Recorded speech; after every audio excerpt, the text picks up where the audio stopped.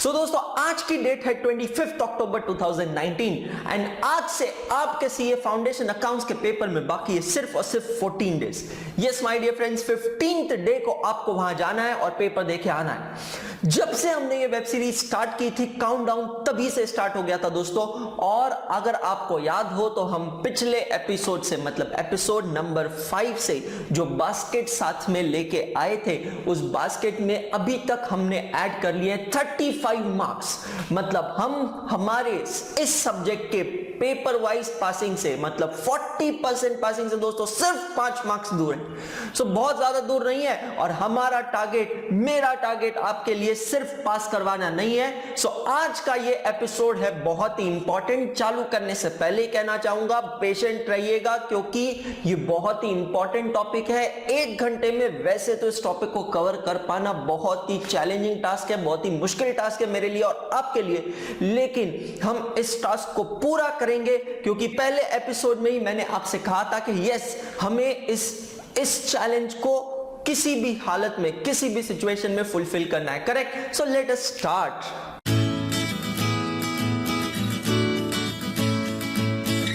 So my dear friends, हम हैं यहां CA foundation accounts fast track revision web series season number 1 episode number 6। So आज हम बात करने जा रहे हैं एक बहुत ही इंपॉर्टेंट टॉपिक की, एक ऐसा टॉपिक जो कि बहुत ही स्कोरिंग है लेकिन जिसमें बहुत सारे कंसेप्ट्स कवर्ड हैं। सो ये टॉपिक जिससे बहुत सारे कंसेप्ट सामने आते हैं, वो टॉपिक का नाम है पार्टनरशिप अकाउंट्स। करेक्ट? सो दोस्तों ये जो टॉपिक है, जैसा मैंने आपको इनिशियल में कहा है कि ये टॉपिक है बहुत बड़ा और इसे वैसे तो 1 घंटे में कवर कर पाना बहुत ही चैलेंजिंग टास्क है मेरे लिए एज वेल एज आपके लिए, लेकिन we are meant for challenges. क्योंकि अगर कोई चीज हमें आसानी से मिल जाए तो उस चीज से मुड़ो और कहो कि तुम हमारे लिए नहीं बने हो और हम तुम्हारे लिए नहीं बने। We are born to win things with our hard work. Correct? So दोस्तों ये टॉपिक में स्टार्ट करने से पहले ही सबसे पहले मैं आपके सामने लेके आया हूं आईसीएआई के सीए फाउंडेशन का पेपर एनालिसिस। जैसे कि हम हर वीडियोस में कर रहे हैं, हम पहले पेपर पैटर्न को एनालाइज कर रहे हैं, आरटीपीस को एनालाइज कर रहे हैं, फिर आगे बढ़ रहे हैं, तो वही चीज हमें यहां करना है। करेक्ट? देखते हैं। सो अभी तक आपके हो चुके हैं 3 papers, May 2019, May 2018, November 2018 and May 2019। And दोस्तों आप जो एग्जाम देने जाने वाले हैं दैट एग्जामिनेशन इज November 2019।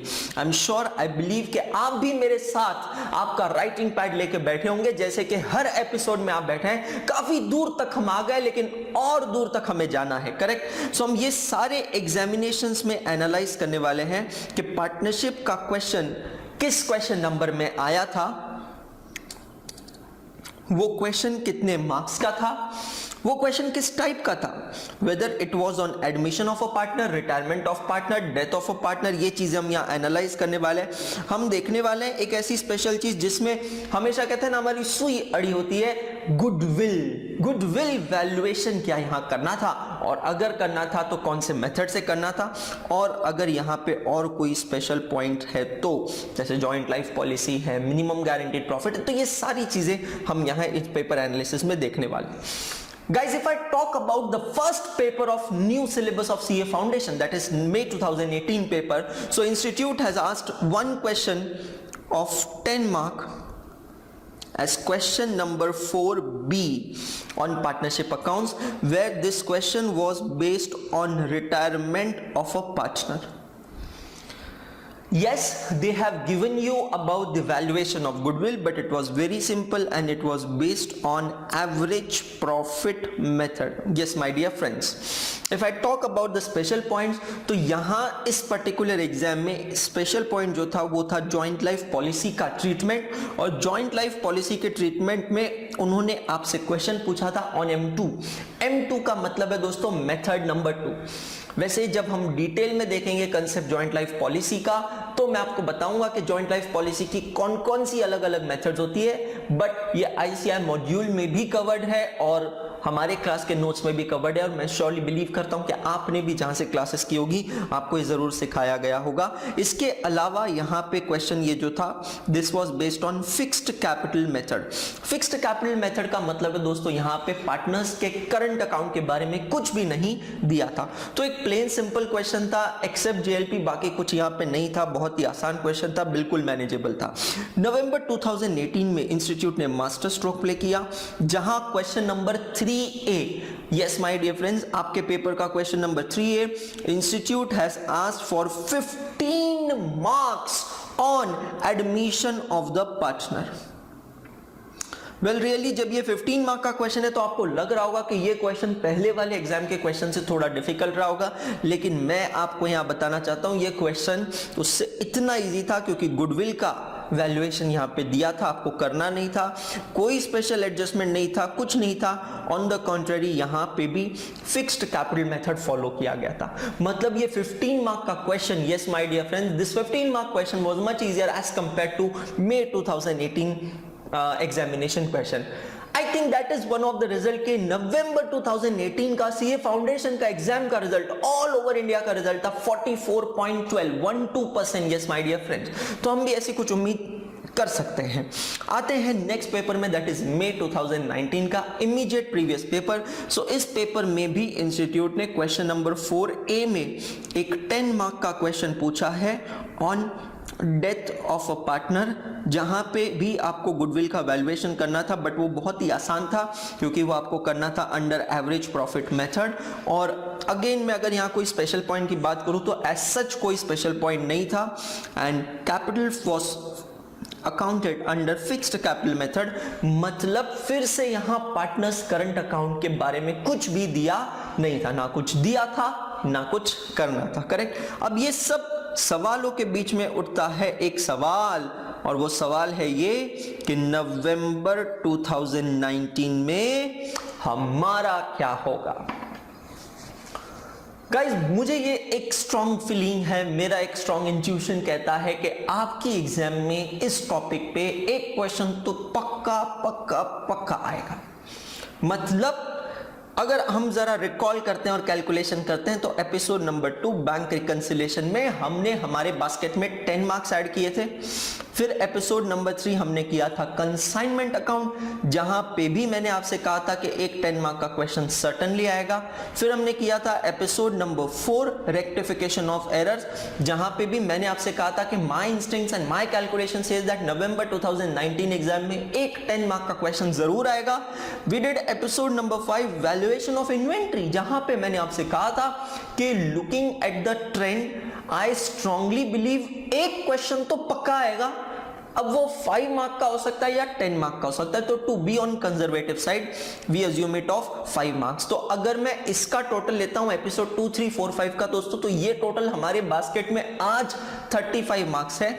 आज इस वीडियो में एपिसोड नंबर 6 में पार्टनरशिप में मेरा मिनिमम, मैं अगेन जो भी आपको ये मार्क्स दे रहा हूं ये सब मिनिमम मार्क्स है, मेरा minimum instinct my score meter for this topic is 10 marks. तो मतलब दोस्तों आज का ये एपिसोड देखने के बाद और आपके आज की सेल्फ स्टडी करने के बाद ही कॉन्ग्रेचुलेशंस, मैं आपको एडवांस में विश करना चाहता हूं कि आप सीए फाउंडेशन का अकाउंट्स का पेपर क्लियर कर चुके हैं।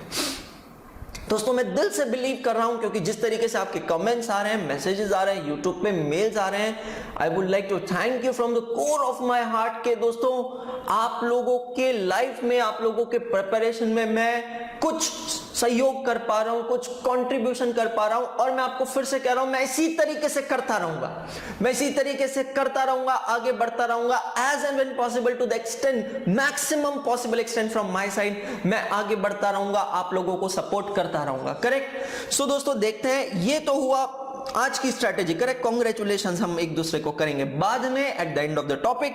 आते हैं आरटीपी एनालिसिस में, क्योंकि यहां है कुछ अलग।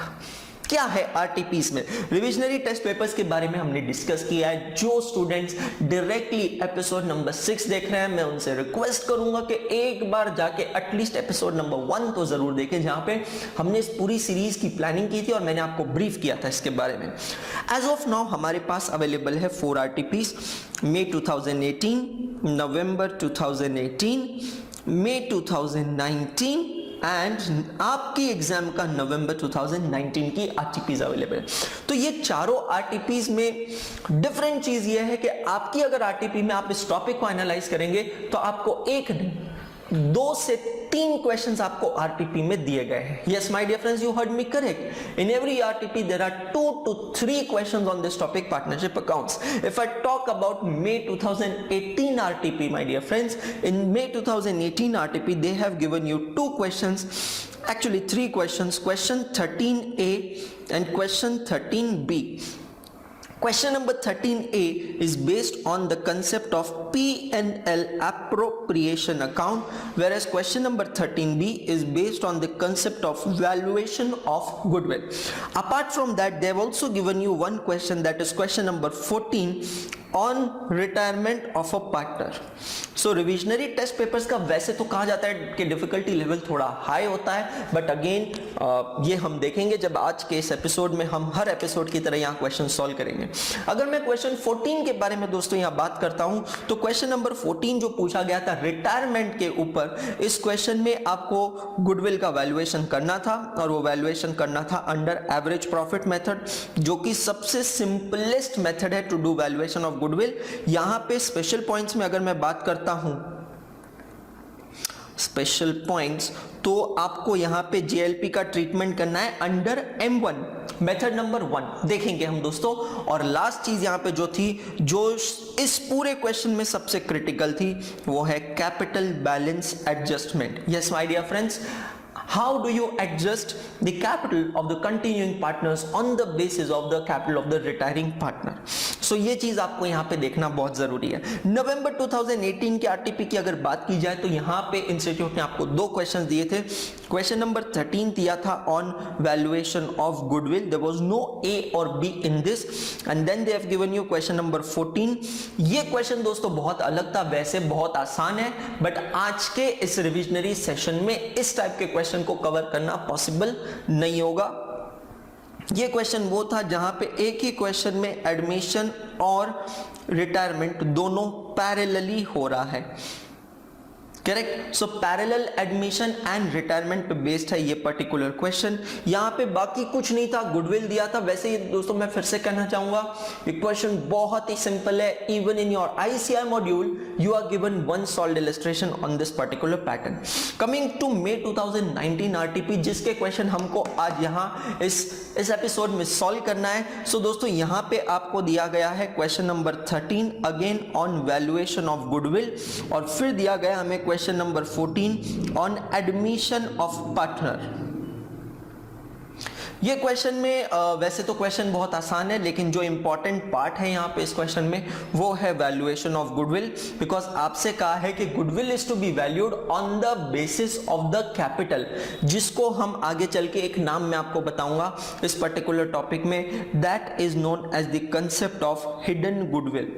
सो हम यहाँ पे इस पर्टिकुलर क्वेश्चन में हिडन गुडविल को देखने वाले हैं, किस तरीके से ट्रीट करना है, एडजस्ट करना है। नवंबर 2019 एग्जामिनेशन, ये एग्जाम पहले के 3 एग्जाम से अलग है। आई एम श्योर आपको याद है क्यों अलग है। अगर नहीं याद तो एपिसोड नंबर 1 जाके देखिएगा, आपको पता चल जाएगा how this exam is different from the earlier 3 examination. In this examination you are given 3 questions in your RTP, question number 14A and question number 14B। They both are on valuation of goodwill. 2 questions दिए दोस्तों आपको valuation of goodwill पे, और उसके अलावा एक question दिया है, फुल फ्लेज क्वेश्चन दिया है on death of a partner as question number 15, जिसमें आपको गुडविल तो गिवन है, गुडविल का वैल्यूएशन नहीं करना है, लेकिन यहां पे आपको गुडविल का ट्रीटमेंट करना है। You are asked the entry for adjustment of goodwill, in short goodwill raised and written off की एंट्री आपसे यहां पूछी गई है। सो दोस्तों इस तरीके से है ये पूरा स्केड्यूल, इस तरीके से आपको पूरा आरटीपी में दिया है। Looking at the trend of the question, जहां हर आरटीपी में एक क्वेश्चन आपको कंपल्सरी दिया गया on valuation of goodwill apart from admission, retirement and death of a partner. So मैं स्ट्रांगली बिलीव करता हूं कि अगर ऐसा कहा जाए कि इस पर्टिकुलर टॉपिक पे आपके नवंबर 2019 के एग्जाम में एक नहीं दो क्वेश्चंस भी आएंगे तो शायद ये कहना गलत नहीं होगा। Yes my dear friends, again मैंने जो यहां पे रेंज लिखी है they are all the minimum ranges, लेकिन you can very well expect at least one more question on this particular topic. That means the overall weightage to this topic, if you see, it carries somewhere between 10 marks to 15 marks. I don't perceive any probability to cross 15 marks as such and to go below 10 marks as such. So ये topic बहुत आसान है। आज के 1 घंटे के थोड़ा extend हो सकता है ये वीडियो लेक्चर। आज का जो भी ड्यूरेशन का वीडियो लेक्चर है, इसके अलावा आपको इस टॉपिक को आज समय देना है। शायद ये समय रोज से थोड़ा ज्यादा देना पड़े, शायद मेहनत रोज से थोड़ी ज्यादा करनी पड़े, शायद कॉन्फिडेंस लेवल शायद रोज से थोड़ा सा कम हो, लेकिन आपको अपना कॉन्फिडेंस बनाए रखना है, आपको मेरा कॉन्फिडेंस बनाए रखना है, हमें साथ में मेहनत करना है, साथ में काम करना है। और याद रखिएगा, मैंने एपिसोड नंबर 1 में आपसे पोएम में क्या कहा था वो चीज भूलिएगा मत, करेक्ट? उस चीज को आगे बढ़ाना है, करेक्ट? तो हम यहां पे स्टार्ट करते हैं। ये एनालिसिस सब करने के बाद देखते हैं कि इस टॉपिक को हमें कैसे आगे बढ़ाना चाहिए। दोस्तों अगर मैं पिन पॉइंट बात करता हूं तो ये टॉपिक जो है it rotates around this basic chart जो मैं आपके लिए अभी बनाने जा रहा हूं, दैट इज रिकॉन्स्टिट्यूशन और reorganisation of a partnership firm. What are the instances, what are the situations जहां पे पार्टनरशिप फर्म रिकॉन्स्टिट्यूट होती है या रीऑर्गेनाइज होती है, वो हमें यहां पे देखना है। सो फर्स्ट सिचुएशन जब ये पार्टनरशिप फर्म रिकॉन्स्टिट्यूट होती है, that situation, that condition is known as admission of a partner. Whenever new person is admitted in the partnership firm, the entire structure gets changes. It's known as admission of a partner. The second situation what we will see over here is retirement of a partner. And the third situation what we are going to see over here is death of a partner. Correct? So we are going to see that if there is an admission of a partner, retirement of a partner or death of a partner, what are the accounting consequences, what are the various accounting effects that are taking place over here. So my dear friends, in order to understand these accounting effects, we need to first focus on the first branch, that is admission of a partner, because admission of a partner में जो भी accounting effects होंगे ना, वो सारे accounting effects follow होंगे in the other two branches, that is retirement of partner and death of a partner. तो जब भी कोई पर्सन पार्टनरशिप फर्म में एंटर होता है तो वो एंटर क्यों होता है? He may be enter for capital, पैसे की जरूरत है, he may be entered for some knowledge, know how, उसके पास कोई नॉलेज है, नो हाउ, इंटेलिजेंस है, उसके लिए हम उसे एंटर कर रहे हैं। He may be entered for a specific asset, उसके पास कोई एसेट है जिसके वजह से उसे पार्टनर बनाया जा रहा है। He may be entered for some brand name, goodwill जो उसके पास है, उसके लिए उसे पार्टनर बनाया जा रहा है। तो एडमिशन, जब भी कोई पर्सन पार्टनरशिप फर्म में एंटर होता है तो क्या क्या होता है? Let us start with a very small example. There are two partners in a partnership firm, A and B, and now they are entering C as a partner. For the practical purpose to understand all the effects in a better manner, let us assume कि existing firm में दो partners है A और B और उनका profit sharing ratio है equal. Yes my dear friends, बिल्कुल equal है। तो क्या होगा? अब एक नया पार्टनर जब आएगा C, तो क्या होगा? क्या A और B का profit sharing ratio still equal ही रहेगा, मतलब 50-50 ही रहेगा? और जवाब है नहीं। अगर आप किसी को पार्टनर बना रहे हो तो आपको उसे अपने प्रॉफिट में से हिस्सा भी देना पड़ेगा, तो आपको उसे भी प्रॉफिट देना पड़ेगा। और ये C को प्रॉफिट कौन देगा? C को प्रॉफिट देने के लिए कुछ सैक्रिफाइस A को करना पड़ेगा, कुछ सैक्रिफाइस B को करना पड़ेगा। तो पहला अकाउंटिंग इफेक्ट जो होता है on admission of a partner, it is known as change in profit sharing ratio. दोस्तों ये नोट्स बहुत इंपॉर्टेंट जो मैं यहाँ बना रहा हूं, जो आपके लिए है, और जैसा मैंने आपसे कहा है हर वीडियो में जो भी ये स्क्रिबल मैं बना रहा हूं, राइटिंग पैड, मेरे राइटिंग पैड PDF फॉर्म में आपके लिए गूगल ड्राइव पे अवेलेबल है। एक और चीज मैं आपसे कहना चाहूंगा दोस्तों, अनलाइक अदर टॉपिक्स जहां मैंने आपसे कहा है इस टॉपिक का, पार्टनरशिप अकाउंट्स का, मेरे YouTube चैनल पे मैंने कोई video upload, detail video upload नहीं किया है। सो ये रिविजनरी वीडियो सिर्फ उन लोगों के लिए है जिन्होंने कुछ बेसिक प्रिपरेशन की है। सो चेंज इन PSR, पहली चीज आपको यहां पे देखना है। इससे जुड़ी कुछ और चीजें जो आपको यहां पे आनी चाहिए, जो हमें यहां देखना है, वो क्या क्या है आपको आना चाहिए। You should be in position to calculate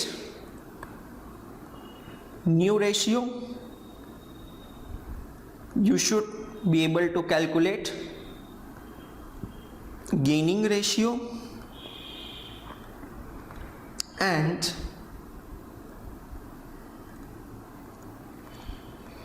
sacrificing ratio। सो जब मैं कहता हूं चेंज इन PSR दोस्तों, तो चेंज इन PSR में आपको ये तीन चीजों का ध्यान रखना है, ये तीन चीजें आपको आनी चाहिए। सेकेंड अकाउंटिंग इफेक्ट क्या होता है जब भी कोई पर्सन पार्टनर बनता है? तो जब भी कोई पर्सन पार्टनर बनता है तो वो पर्सन दो चीजों के लिए पैसा लाता है। एक, क्योंकि वो पार्टनर बन रहा है तो उसको अपना कैपिटल कंट्रीब्यूशन देना होता है, और क्योंकि ये जो फर्म है, पार्टनरशिप फर्म है, एग्जिस्टिंग फर्म है, इस एग्जिस्टिंग फर्म की कुछ रेप्यूटेशन है, कुछ गुडविल है। ये गुडविल पुराने पार्टनर्स ने बनाई है and the new partner will also enjoy this goodwill. तो जब भी कोई पार्टनर बनता है तो उसको कैपिटल कंट्रीब्यूशन के साथ साथ गुडविल का भी शेयर साथ में लाना पड़ता है। तो सेकंड अकाउंटिंग इफेक्ट क्या होगा? That will B valuation of goodwill. ये एक अलग पार्ट है, जैसा हमने एनालिसिस में देखा था। काफी बार गुडविल की वैल्यू दी होती है, काफी बार ये वैल्यूएशन हमें करना है। एंड ट्रीटमेंट ऑफ गुडविल, ये भी हम देखेंगे। सो वैल्यूएशन ऑफ गुडविल दोस्तों आपको यहां करना है अलग अलग मेथड से। वैल्यूएशन ऑफ गुडविल की हमारे पास अवेलेबल है 4 मेथड। सबसे पहली मेथड जो है that is average profit method. बहुत ही बेसिक मेथड होती है, बहुत ही सिंपल मेथड होती है। दूसरी मेथड जो है वैल्यूएशन की that is super profit method. The third method is capitalisation method, and the fourth method which is available and given in your module is known as annuity method। My dear friends, यहाँ पे ये आज का जो episode है ये बाकी episode से थोड़ा अलग होगा, क्योंकि हम ये सारे कंसेप्ट्स को मई 19 और नवंबर 19 के RTP के क्वेश्चन के फॉर्मेट में पढ़ने वाले हैं। क्योंकि जैसे मैंने वीडियो के बिगिनिंग में ही कहा था दोस्तों कि ये जो टॉपिक है ये है बहुत ही वास्ट, बहुत ही बड़ा, और सिर्फ 16 मिनट्स या 60 मिनट्स में इसे पूरी तरह कवर करना प्रैक्टिकली इंपॉसिबल हो जाएगा। इसीलिए हम यहां पे ये सारे कंसेप्ट्स को उन RTP के क्वेश्चंस के फॉर्म में देखेंगे। एवरेज प्रॉफिट, सुपर प्रॉफिट और कैपिटलाइजेशन मेथड, ये तीनों मेथड्स आपने देखा है कि पास्ट एग्जाम में भी आ चुकी है, इस पे क्वेश्चन आ चुका है। और इतना ही नहीं, अभी भी हम यहां जब मई 19 और नवंबर 19 के क्वेश्चन सॉल्व करेंगे तो वैल्यूएशन ऑफ गुडविल के पार्ट को यहां देखेंगे। If I talk about the fourth method that is annuity method दोस्तों, तो एन्युटी मेथड पे अभी तक एज सच कोई क्वेश्चन आया नहीं है, कोई पूछा नहीं गया। तो मेथड है बहुत आसान जिससे गुडविल का वैल्यूएशन किया जा सकता है। तो second accounting effect is valuation and treatment of goodwill. Third thing, what is the third accounting effect that takes place when a person is admitted as a partner? That is revaluation of assets and liabilities। Partnership form की उस दिन मतलब as on the date of admission, retirement और death, जो भी assets या liabilities है उसको आपको रीवैल्यू करना होता है। ये पर्टिकुलर सेगमेंट में आपको दो टाइप के क्वेश्चंस फेस करना है। वेल रियली स्पीकिंग, जो हमने ऊपर एनालिसिस किया था 5 एग्जाम पेपर्स और RTP एनालिसिस का, उसमें से एक ही टाइप का क्वेश्चन दिया है। हम देखते हैं वो क्या है। 2 टाइप। सबसे पहला, first type is where the value of assets and liabilities are altered और चेंज। उस केस में हम यहां बनाते हैं जो अकाउंट, उस अकाउंट का नाम है रीवैल्यूएशन अकाउंट। और दूसरी सिचुएशन वो होती है जहां पे even though you do revaluation but still you don't alter the value of assets and liabilities in your balance sheet. तो उस केस में हम बनाते हैं ये अकाउंट जिसका नाम है मेमोरेंडम रीवैल्यूएशन अकाउंट। सो जैसे कि मैंने आपसे कहा कि ऊपर हमने जो भी एनालिसिस किए हैं वो सारे एनालिसिस में सिर्फ revaluation account that is the first method पे क्वेश्चंस कवर्ड है। मेमोरेंडम रीवैल्यूएशन पे क्वेश्चंस यहां पे कवर्ड नहीं है। लेकिन जब भी आप रिवाइज कर रहे हैं, मेक इट अ पॉइंट कि आप इन सारे पॉइंट्स को यहां कर ले कवर। इसीलिए मैं ये एग्जॉस्टिव लिस्ट आपके सामने बनाऊं जिसमें सब कुछ कवर हो जाना चाहिए। Fourth accounting effect that takes place on admission of a partner is transfer all reserves, provisions, accumulated profits and losses to old partners in old ratio. So जो भी बैलेंस शीट में as on the date of admission, retirement और death अगर कोई भी reserves दिख रहा है, कोई भी प्रोविजंस दिख रहा है, कोई भी एक्यूमुलेटेड प्रॉफिट्स या लॉसेस दिख रहे हैं, तो ये सारे पुराने पार्टनर्स को हमें डिस्ट्रीब्यूट करना होगा in their capital accounts in which ratio? Old ratio, correct? और fifth accounting effects which takes place on admission of a partner is capital balance adjustment. Well my dear friends, ये वैसे तो बहुत आसान एडजस्टमेंट होता है लेकिन कभी कभी कॉम्प्लिकेटेड हो सकता है। जैसे कि हमने यहां ऊपर एनालिसिस में देखा है कि एक ही बार कैपिटल बैलेंस एडजस्टमेंट के ऊपर क्वेश्चन दिया है। अगर आप यहां देखेंगे, यस, मई 2018 के आरटीपी में कैपिटल बैलेंस एडजस्टमेंट पे क्वेश्चन दिया है। Not only to virtual to students watching this video on YouTube, मैं अपने सारे स्टूडेंट्स से कहना चाहता हूं जिन्होंने मेरी लाइव बैच में पुणे में लाइव बैच अटेंड की है या फिर जिन्होंने किसी भी वर्चुअल सेंटर से ऑल ओवर इंडिया जो भी वर्चुअल सेंटर्स है वहां से आपने मेरी बैच की है या आपने अगर मेरे पेन ड्राइव से पढ़ा है तो मेरे नोट्स का, मेरे बुक्स का chapter number 17 that is partnership account जो कि वॉल्यूम नंबर 2 में है, उसका क्वेश्चन नंबर 7, 8, 10, 11, 12, 13 जितने भी क्वेश्चंस मैंने आपको दिए हैं वो सारे क्वेश्चंस में कैपिटल बैलेंस एडजस्टमेंट का पार्ट जरूर देखिएगा, ये पार्ट बहुत इंपॉर्टेंट है। बाकी मेरे सारे दोस्तों जो मुझे YouTube से देख रहे हैं जिन्होंने कहीं और से प्रिपरेशन किया है, मेक इट अ पॉइंट कि आप कैपिटल बैलेंस एडजस्टमेंट को जरूर रिवाइज करें, करेक्ट? सो ये है 5 accounting effects which takes place on admission of a partner. जब भी कोई पार्टनर बनता है ये सारे अकाउंटिंग इफेक्ट्स होते हैं। अब हम आते हैं बाकी 2 ब्रांचेस में, that is retirement and death of a partner. Virtually my dear friends, retirement और डेथ ऑफ अ पार्टनर की अगर मैं बात करता हूं तो रिटायरमेंट और डेथ ऑफ अ पार्टनर में कोई बहुत ज्यादा डिफरेंस नहीं होता है। क्या बात कर रहे हैं सर, क्या डिफरेंस नहीं होता है? दोनों में सबसे बड़ी सिमिलैरिटी ये है कि चाहे वो रिटायरमेंट हो या वो डेथ हो, partner is getting separated from the partnership firm, वो हमें छोड़ के जा रहा है। फर्क सिर्फ इतना है कि रिटायरमेंट में वो हमें कुछ ही समय के लिए छोड़ के जा रहा है, पर डेथ में वो हमें हमेशा के लिए छोड़ के जा रहा है, करेक्ट? तो ये एक सिंपल डिफरेंस है रिटायरमेंट और डेथ ऑफ अ पार्टनर पे। What are the various accounting effects taking place? So my dear friends, मैं यहां पे ये कहना चाहता हूं number 1 to number 5 same as admission of a partner. So admission of a partner में जो हमने पहले 5 अकाउंटिंग इफेक्ट्स देखे ना दोस्तों, ये पूरे 5 accounting effects as it is follow होते हैं इवन इन रिटायरमेंट और death. But apart from that there are 3 more accounting effects that takes place over here. Effect number 6, what is effect number 6? Understand carefully. treatment of JLP or SLP. I will be discussing with you the concept of JLP, that is joint life premium, or SLP, that is special life premium. Yes my dear friends, this is one of the very important part, a very small part of the overall partnership accounts, but yes, you need to understand this properly because there are 3 methods defined for treatment of JLP premium. What you need to see over here, let us see, if time permits we'll be certainly trying to cover this as much as possible. Then comes number 7, calculation of share of profit of an outgoing partner. Calculation of share of profit of an outgoing partner till date of retirement और death. तो जिस दिन partner retire होता है या जिसकी death होती है उस दिन तक का उसका प्रॉफिट का शेयर हमें यहाँ करना है calculate. That is my effect number 7। और फिर दोस्तों आता है effect number 8, that is known as final settlement. मैं फिर से यहाँ पे वर्ड यूज कर रहा हूँ सेटलमेंट, बहुत इंपॉर्टेंट है क्योंकि इससे जुड़ा एक लीगल प्रोविजन। ध्यान देना, मैंने यहाँ पे कहा है final settlement. I have not said payment, दोनों में डिफरेंस होता है। सेटलमेंट का मतलब होता है टू असरटेन, सेटलमेंट का मतलब क्या होता है? टू असरटेन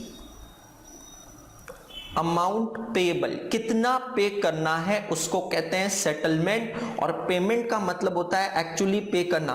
तो मैं यहाँ पे बात सेटलमेंट की कर रहा हूं, ना कि पेमेंट की कर रहा हूं। मैं ये सब चीजों पे इतना एम्फेसिस इसलिए कर रहा हूं क्योंकि इससे जुड़ा है एक provision, the provision of section 37 of IPA. Now sir what is this new IPA? IPA हम हमारे घर के कुछ नाम बनाते हैं, चिंटू, मिंटू, बबलू, चबलू, तो उसी तरीके से यहाँ पे एक नाम है इंडियन पार्टनरशिप एक्ट 1932 का इप्पा। सो उसमें एक प्रोविजन है सेक्शन 37 जो हमें यहाँ देखना है। तो पार्टनरशिप का जो फाइनल सेटलमेंट होता है दोस्तों, वो होता है दो टाइप से। There are two modes of final settlement. पहला जो सेटलमेंट का मोड होता है उसे कहा जाता है लंप सम पेमेंट। सो रिटायरिंग या डिसीज पार्टनर को जो भी अमाउंट देना है फर्म को, फर्म वो अमाउंट इमीडिएटली इंस्टेंटली पे करता है और सेटलमेंट कर देता है, that is known as lump sum payment. और दूसरा होता है payment in instalment. Payment in instalment का मतलब होता है partnership firm do not have enough money और resources right now to settle the liabilities of an outgoing partner. So what they do, either they do part settlement and they treat the balance amount payable to the deceased partners executor or to the outgoing partner, और उसको दिखाया जाता है in terms of loan, और उस loan पे उनको दिया जाता है इंटरेस्ट। तो दोस्तों एट एन आउटसेट आप देख रहे हैं कितना अच्छा चार्ट हमने यहां बनाया है। ये पूरा चार्ट हमें बता रहा है कि हमारा एक स्कोप क्या है इस टॉपिक का। आपको ये गाइडलाइन देगा, एक एक्शन प्लान देगा कि आज के दिन में रोज की तरह 1 या 2 घंटे, वीडियो के बाद 1 या 2 घंटे शायद आज काम नहीं होगा। आज आपको थोड़ी ज्यादा मेहनत करके बैठना पड़ेगा, थोड़ा ज्यादा समय लेके बैठना पड़ेगा, थोड़ी ज्यादा प्लानिंग करना होगा। तो ये पूरा चार्ट हमें दे रहा है गाइडलाइंस। इन चार्ट में जो मैंने पॉइंट्स लिखे हैं उसके अलावा भी कुछ चीजें हमें यहाँ पे देखना है, कुछ स्पेशल पॉइंट्स। मैं थोड़ी उसके लिए बना लेता हूं जगह। आई एम श्योर आपके पास तो बहुत जगह होगी, आप मेरे साथ लिख रहे हैं, बट यस दोस्तों मुझे जगह बनानी पड़ेगी for the other points to accommodate over here. So other special points, I write specific heading, other concepts. So apart from the concepts which are listed in the above chart what I've prepared, there are some other concepts also what you guys need to cover in order to prepare yourself overall for this topic partnership account. So first number concept that you need to cover is the concept of profit and loss appropriation account. ये एक अलग account बनता है, एक separate account बनता है to record the transactions taking place between partner and the partnership firm, and where this is the account where the net profit calculated under P&L account is distributed amongst the partners और transfer to reserve. So in short appropriation means distribution. तो ये एक account आपको यहाँ पे देखना है। Apart from that you have to see the concept of minimum guaranteed profit. What is the concept of minimum guaranteed profit? ये भी आपको यहाँ देखना है। दोस्तों आज थोड़ा साउंड डिस्टर्बेंस हो सकता है, this I am shooting at a new location, तो please bear with me, correct. भावनाओं पे ध्यान दीजिए, बाकी सब छोड़ दीजिए, ठीक है। तीसरी चीज जिस पे हमें ध्यान देना है, जो हमें हमारे स्टडीज में कवर करना है, that is the concept of hidden goodwill. मैं इस पर्टिकुलर कंसेप्ट को ना दोस्तों सुपरस्टार मार्क करना चाहूंगा क्योंकि ये आपके आरटीपी में भी कवर किया गया है। So this is something which you can't afford to miss it on.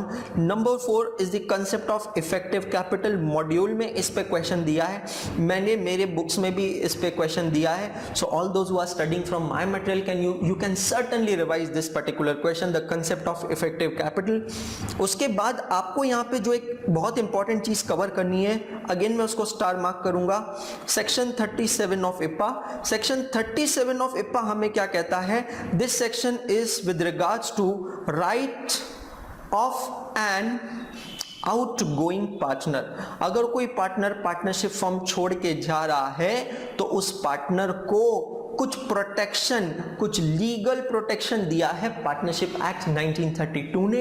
ये जिसकी बारे में अगर आपको याद हो तो ये देखिए यहां मैंने उसके बारे में बात की थी फाइनल सेटलमेंट में। तो ये राइट्स की हम यहां बात कर रहे हैं, इस पर्टिकुलर राइट पे भी यहां पे क्वेश्चन आ सकता है। सो अगर मैं ओवरऑल आपसे बात करता हूं कि what all you need to revise in order to prepare yourself for this topic of partnership accounts, तो दोस्तों आपको ये सारे कंसेप्ट जो भी अभी आपको यहाँ स्क्रीन पे दिख रहे हैं, ये सारे कंसेप्ट्स पढ़ना, रिवाइज करना जरूरी है। करेक्ट। हम यहाँ पे देखते हैं कितना हम आज के वीडियो में कवर कर पाते हैं। अगेन मैं आपसे कह रहा हूं कि to the maximum possible extent दोस्तों मैं अपनी जी जान लगा दूंगा यहाँ पे आपके लिए मैक्सिमम कंसेप्ट्स कवर करने के लिए। जितनी भी मुश्किलें क्यों ना हो, ये सारी मुश्किलों को पार करते हुए all the ifs and buts and odds हम आज आगे बढ़ेंगे और ये रिवीजन जरूर करेंगे। करेक्ट। कोई बात नहीं, मुझे पता है दिवाली आ रही है, पर आई एम श्योर कि किसी के भी माइंड में दिवाली नहीं होगी, सबके माइंड में एक ही चीज होगी कि यार मुझे करना है, मुझे सीए फाउंडेशन नवंबर के एग्जाम क्लिक करना है। और यस, मैं भूल गया आपको सबको विश करना। आज 25 अक्टूबर है, 2019 की दिवाली का पहला दिन है। On the eve of Diwali, one of the most famous, one of the most noble Hindu festival, मैं आप सभी को, सारे व्यूअर्स को दिल से हैप्पी दिवाली विश करना चाहता हूं दोस्तों। May God Lakshmi bless us this Diwali with along with lot of intelligence, lot of knowledge, and they give us, हमें ताकत दे एक अलग मेहनत करने की और कुछ अलग कर जाने की। करेक्ट। सो दोस्तों ये है हमारे सामने पूरा चार्ट, इसको हमें देखना है और एक एक करके स्टार्ट करते हैं। सबसे पहले चेंज इन पीएसआर। तो जैसा मैंने आपसे कहा था कि एग्जिस्टिंग पार्टनरशिप फर्म में दो पार्टनर्स है ए और बी और उनका profit sharing ratio equal, that is 50%। अब अगर वो तीसरे पर्सन को एडमिट करते हैं in the partnership firm again for an equal share, तो after admission of C, ABC का न्यू रेशियो होगा 1/3, मतलब 33.33% ईच पार्टनर। अब अगर मैं बात करता हूं किसी भी एक पार्टनर की, ओल्ड पार्टनर की, ए या बी की, तो उनको पहले मिल रहा था 50% और अब उन लोगों को मिलेगा सिर्फ 33.33%। डोंट यू थिंक सो उनका पीएसआर रिड्यूस हुआ है, कम हुआ है? यस माय डियर फ्रेंड्स, ये जो पीएसआर रिड्यूस हुआ है ये उनके लिए है एक सैक्रिफाइस और उसको टेक्निकली कहा जाता है sacrifice ratio. Correct. So change in PSR में ये चीजें हमें आनी चाहिए। हम आते हैं सेकंड और मोस्ट इंपॉर्टेंट पार्ट में, वैल्यूएशन ऑफ गुडविल। ये कंसेप्ट को समझना है बहुत जरूरी, बिकॉज सीए इंटरमीडिएट में, यस माय डियर फ्रेंड्स, जो आपसे अभी बहुत ज्यादा दूर नहीं है, जो भी स्टूडेंट्स नवंबर 2019 में सीए फाउंडेशन की एग्जामिनेशन देने जा रहे हैं, they can surely expect the result somewhere between 17 to 19 January 2020। Yes my dear friends, वो दिन जरूर आएगा, 62 डेज बाद ही आपका रिजल्ट आएगा। 17 नवंबर 2019 को आपकी एग्जाम खत्म होगी और 17 जनवरी से 19 जनवरी 2020 को आपका सीए फाउंडेशन का रिजल्ट आएगा और फिर then you will be looking forward to your next level, that is November 2020, that is your CA intermediate examination. और उस एग्जामिनेशन की आप जब करेंगे प्रिपरेशन, तो वहां you will come across a subject, paper number 5, advanced accounting. और उस पेपर में ये जो कंसेप्ट है वैल्यूएशन ऑफ गुडविल, इस नाम का एक टॉपिक है दोस्तों, एक टॉपिक आपको पढ़ना है। मतलब यही कंसेप्ट जो अभी हम एक बर्ड आई व्यू कर रहे हैं, ओवरव्यू कर रहे हैं, इस कंसेप्ट को बहुत डिटेल में तब आपको बाद में देखना है। सो मैंने यहाँ पे क्या किया, वैल्यूएशन ऑफ गुडविल को अलग से एक्सप्लेन करने की जगह I have taken the questions on valuation of goodwill from May 2019 RTP and November 2019 RTP। So दोस्तों ये जो RTPs जो हमारे रिविजनरी सेशन के पार्ट में हम वैसे भी रोज प्रिपेयर कर रहे हैं, सॉल्व कर रहे हैं, वो RTPs के क्वेश्चंस को हम यहाँ देखेंगे और इन क्वेश्चंस को यहाँ सॉल्व करेंगे। करेक्ट। अगेन आई बिलीव कि आप आपके साथ में कैलकुलेटर्स, नोटपैड सब कुछ लेके बैठे होंगे। मैं भी मेरे साथ मेरा टेबल पूरा लेके बैठा हूं और अब हम करते हैं स्टार्ट। चलिए दोस्तों देखते हैं, समझते हैं मई 2019 आरटीपी का question number 13 on calculation of goodwill. The profits and losses for the previous years are the profits and losses of the previous year.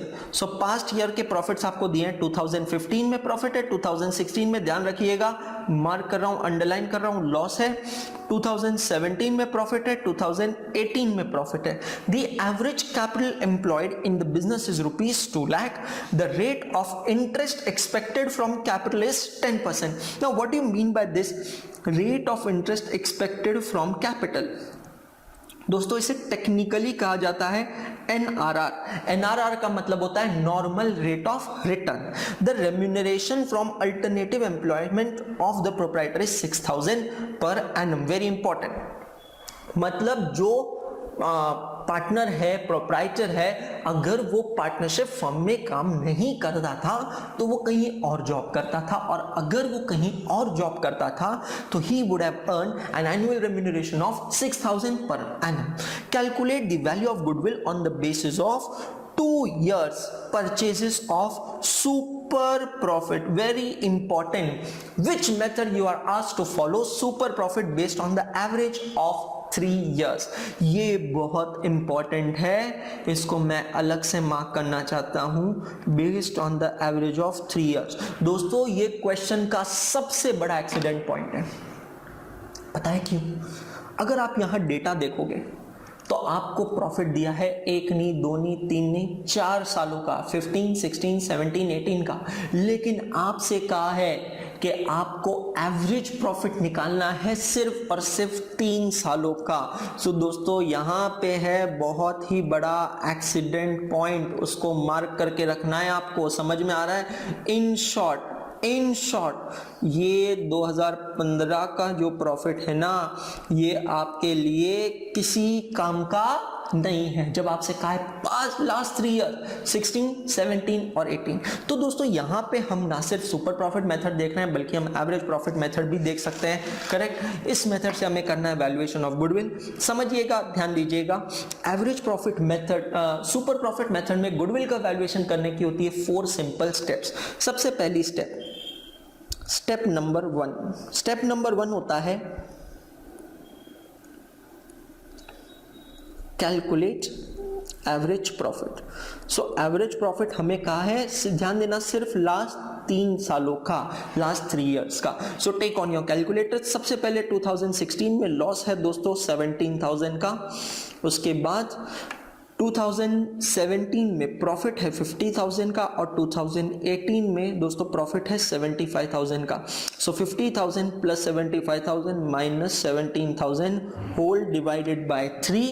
This will give you average profit as, check all of you, are you getting 36,000? Correct. Now step number 1 हो गया. Step number 2 super profit method का step number 2 होता है calculate expected और normal profit. क्या है आपका expected या नॉर्मल प्रॉफिट, ये आपको करना है कैलकुलेट. एक्सपेक्टेड या नॉर्मल प्रॉफिट का मतलब क्या है? अगर मैं बिजनेस नहीं करता था, if I would have not done business in the partnership firm, तो मेरी इनकम कितनी होती थी? तो मेरी इनकम 2 तरीके से होती थी दोस्तों, यहां ध्यान देना. There would have been 2 sources of my income. एक, मैंने जो ये बिजनेस में पैसा लगाया ना, 2 लाख रुपीस कैपिटल इन्वेस्टेड, उस पे मेरा normal rate of return I could have got 10% on that means 20,000 rupees. और दूसरा, मैं खुद भी कहीं जॉब करता था तो मुझे वहां से सैलरी मिलती थी, रेम्यूनरेशन मिलता था 6,000 rupees. Normal profit, expected profit कुछ नहीं है दोस्तों, ये है opportunity lost. Correct. Opportunity income lost due to doing business in partnership firm. So if I would have not done business, my money would have earned at the rate of 10% and I myself would have fetched the salary of 6,000. That means my total income would have been how much? 26,000. Now I will calculate step number 3. Step number 3 is calculate super profit. Now what do you mean by super profit? कितना मिलना चाहिए था और कितना मिला? मतलब how much would have been my normal profit? 26,000।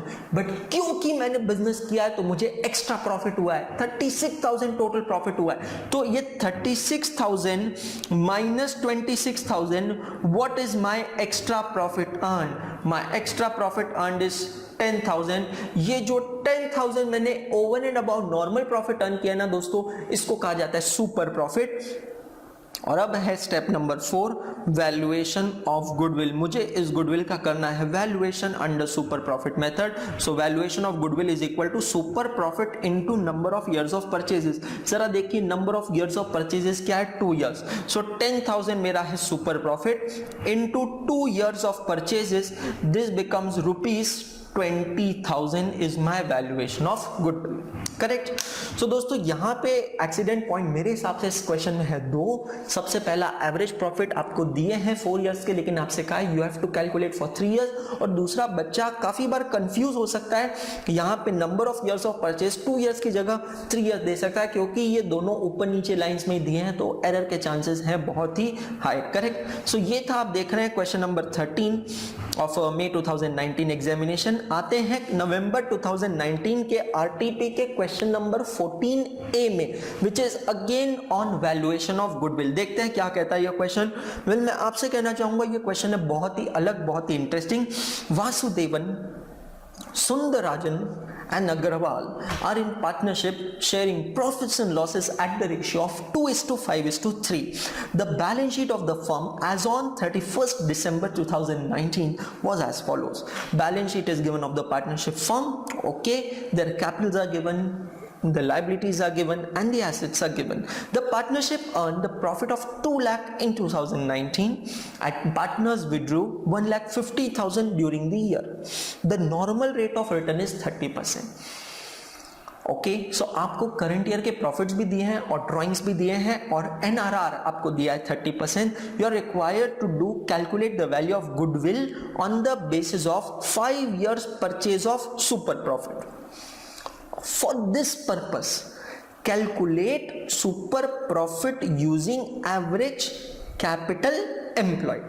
Now this is something which is very important, which makes this question different from the other questions.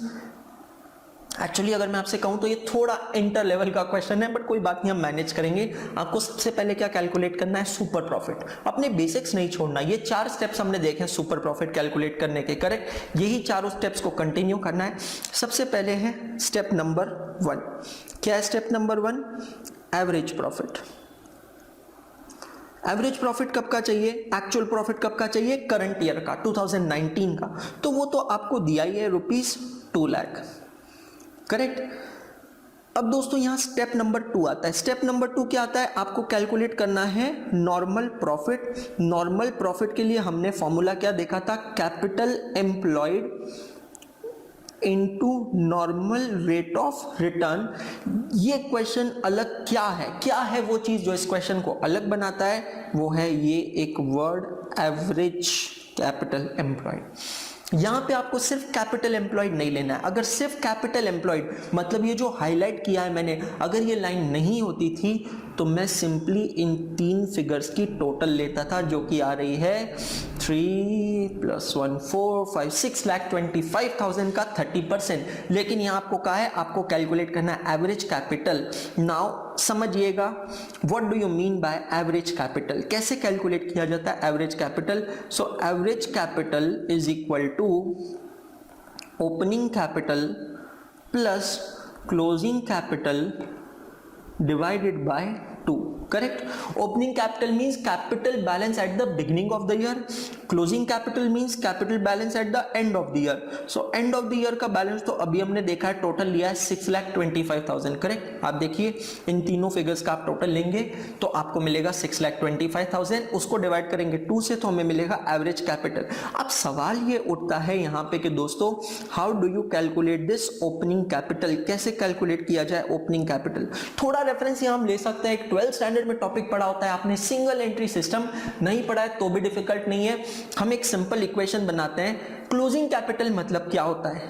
कि साल के शुरुआत में मेरा कैपिटल कितना था, how much was my opening capital, plus उसमें मैंने कितना प्रॉफिट ऐड किया, करंट ईयर का नेट प्रॉफिट, माइनस अगर मैंने कुछ ड्राइंग्स किए हैं तो उसको सब्सट्रैक्ट करेंगे और फिर हमें मिलता है दोस्तों यहाँ पे क्लोजिंग कैपिटल। करेक्ट, ये एक नॉर्मल इक्वेशन है, बिल्कुल बेसिक इक्वेशन है। Let's substitute the values. मुझे क्लोजिंग कैपिटल दोस्तों यहाँ पता है 6,25,000, मैं टोटल की बात कर रहा हूं, कंबाइंड कैपिटल की।